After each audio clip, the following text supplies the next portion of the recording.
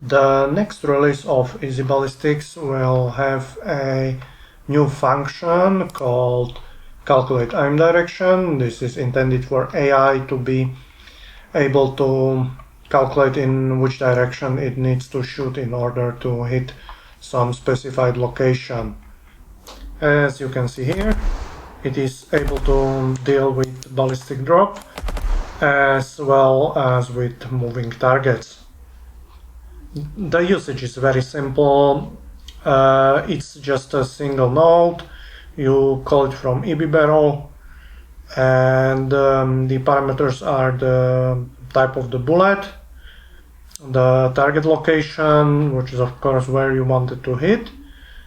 In case the target is moving, you can also select the target velocity. Otherwise, you can leave it at 0. Max time is the maximum flight time of the bullet that it can predict. The step is the precision of the ballistic drop. You can leave it at 0.1, or you can lower it if you want to reduce the CPU usage. The higher numbers aren't typically necessary for general use.